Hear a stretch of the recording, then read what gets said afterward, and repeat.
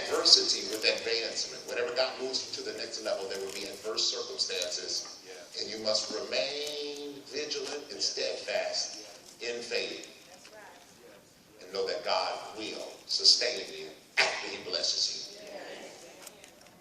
Now today I want you to look at Acts chapter 12. We're going to stay in the same vein for the next few moments as I preach on this morning. Acts chapter 12, verse 5.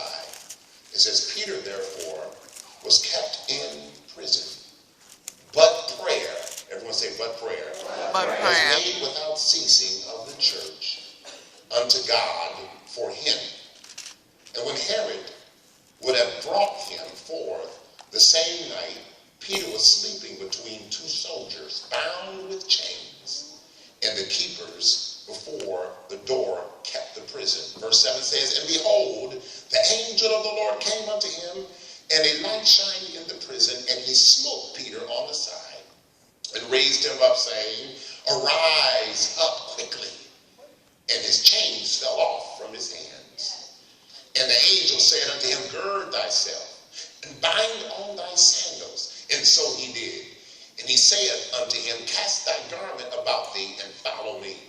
And he went out and followed him, and wist not that it was true, which was done by the angel, but thought he saw a vision. And when they were past the first and the second ward, they came unto the iron gate that leadeth unto the city, which opened to them of his own accord. And as they went out, and passed on through one street, and forthwith the angel departed from him.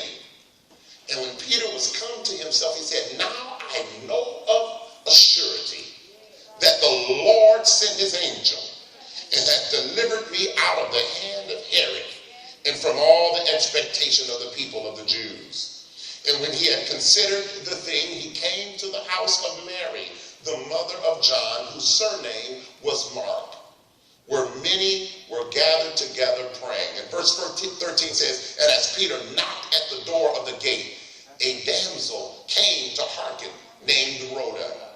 And when she knew Peter's voice, she opened not the gate for gladness, but ran in and told how Peter stood before the gate.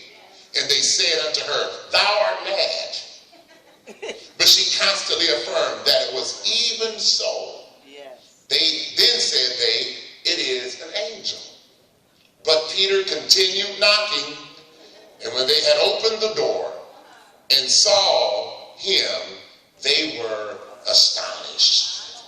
Can you say amen to the word of God? Will you direct your life? There's nothing personal about the attack of the enemy.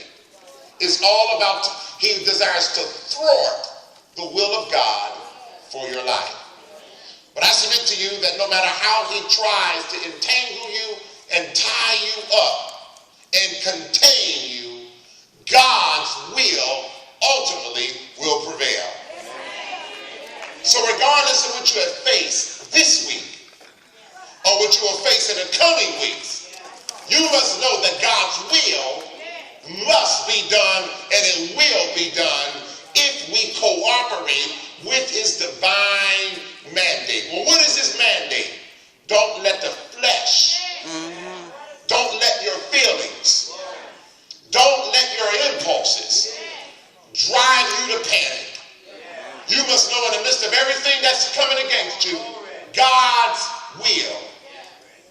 will be done. The Bible said Herod actually had tied up Peter. He had locked up Peter in the inner prison. Write this down. Herod the Great, the name Herod actually means the glory of the flesh, the glory of the skin. It alludes to a carnal or flesh-driven individual.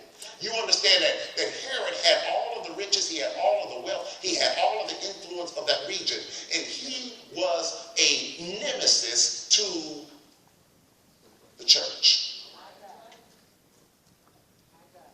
He already had killed James, or John, the brother of James. And now he was coming for Peter. Peter is significant. Because God said unto Peter, Jesus said unto Peter, I call you Peter, even though your name is Simon. I call you Peter, which is the word Petra. It means rock. I call you solid. unstable. Then he said, I'll give unto you the keys of the kingdom. And you're going to open up doors for the message of Christ to go throughout the world. He said, I'm going to give you a key.